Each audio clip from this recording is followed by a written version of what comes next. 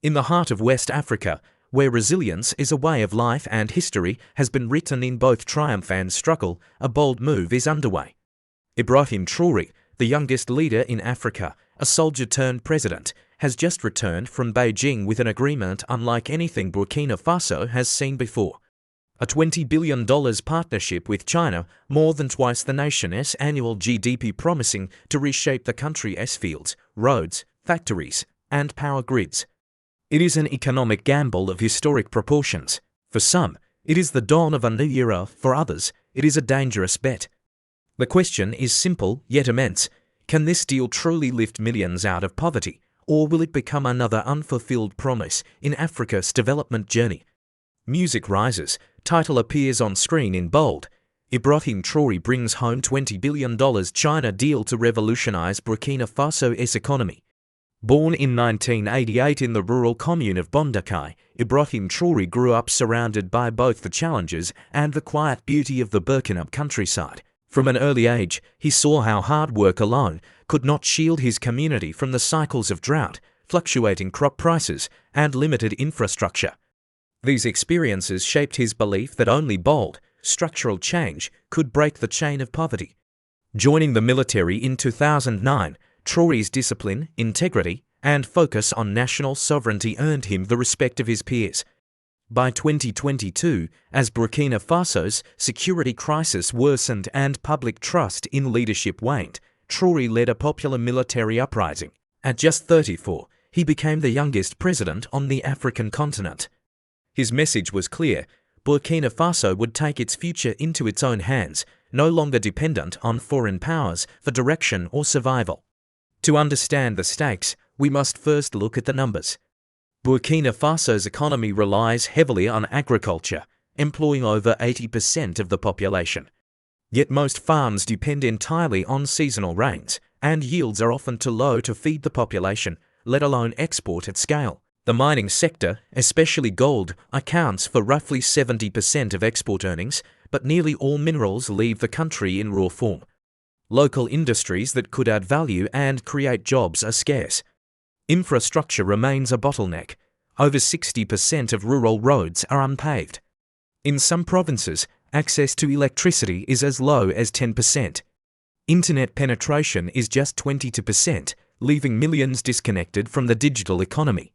This is the starting point from which Traoré is attempting a leap into a different future. Sing shows clips of Traoré arriving in Beijing, greeted by Chinese officials. A long table of Burkina and Chinese delegates exchange documents. In the spring of 2025, Traoré made his first state visit to China. The meetings were more than diplomatic ceremony, they were intense negotiations over a deal designed to unlock unprecedented investment. Agriculture: $5 billion irrigation infrastructure, construction of canals and pumping stations in the Niger and Mahom River basins, enabling year-round farming on over 200,000 hectares. Mechanization: importation of 15,000 tractors, seeders, and harvesters, alongside training programs for local operators. Research and development: 2 agricultural research centers focused on climate-resilient crops like drought-resistant maize and improved cotton varieties. Interview: Farmer Mariam from Bobo Dioulasso. We are ready to work. If the rains fail, the irrigation will save us. My children will not go hungry. Energy: for $0.5 billion solar power plants, 3 major facilities in Koudougou, Dori, and Fort-Ngoma, adding a combined 500 megawatts to the grid. Hydroelectric dams: 2 new dams on the Black Volta River, providing both power and irrigation support. Grid modernization: expansion of transmission lines to rural communities, aiming for 90% electrification by 2030. Interview: small business owner in Ouagadougou. Electricity is life for business. With constant power, we can work longer, store goods, and hire more people. Transport and logistics: $6 billion road networks, 4,200 kilometers of rural roads paved, reducing travel time from farm to market by 40%.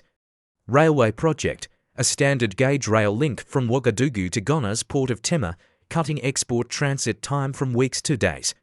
Air cargo upgrade: expansion of Ouagadougou International Airport cargo facilities to handle fresh produce and manufactured goods, mining and industry $3 billion processing plants, construction of gold refineries and a manganese processing plant to keep more value within Burkina Faso, skill centers to industrial training institutes to prepare workers for jobs in processing, manufacturing and maintenance. Digital economy, $1.5 billion fiber optics, 5,000 kilometers of high-speed internet cables installed nationwide. Technology Park, a dedicated tech hub in Ouagadougou to host startups, software companies, and training programs. Scholarships, 1,000 Burkina students to study IT, engineering, and renewable energy in Chinese universities. Burkina Faso only restored diplomatic relations with China in 2018 after severing ties with Taiwan. In just a few years, the partnership has accelerated rapidly. For Traoré, China offers not just money, but a model, one built on infrastructure-led growth, with fewer political preconditions than Western aid. China's appeal is that it builds first, negotiates later. For leaders who want quick results, that's very attractive. This choice also reflects a broader African trend toward multipolar diplomacy, seeking partnerships with China, Russia, Turkey, and others, rather than relying solely on traditional Western allies. Not all voices are celebratory. Some fear a debt trap if revenues from new industries fail to match repayment schedules. Others warn that without strong oversight, Chinese contractors might dominate local markets, sidelining Burkina businesses. Environmentalists worrying about dam impacts on fisheries and ecosystems. Labour unions demand guarantees that infrastructure projects will employ Burkina workers first. Civil society leader interview, we must be vigilant. Development must serve our people, not just foreign investors. Traoré's bold move is being watched closely in neighbouring Mali, Niger, and Guinea, countries that, like Burkina Faso, are rethinking their foreign partnerships. If this $20 billion experiment succeeds, it could set off a wave of large-scale, non-Western investment deals across Africa's Sahel region. Already, delegations from these countries have visited Ouagadougou to study the details of the agreement. Montage of interviews with ordinary citizens. Issa, a truck driver. If the roads improve, I can make 2 trips a week instead of 1. That doubles my income. Or, a secondary school student, I want to study technology. If the internet comes to my village, I can learn coding and maybe start my own business. Seydou, a gold miner. If we process gold here, we will get better pay and more jobs. The next decade will decide whether this deal is remembered as a turning point or a missed opportunity. Success will depend on transparent management of funds, training local talent to operate and maintain new infrastructure, ensuring rural communities share in the benefits. For Traoré, the stakes are as high as the ambitions. His political future and his legacy are tied to whether cranes, tractors, and power lines translate into real change for the average Burkina.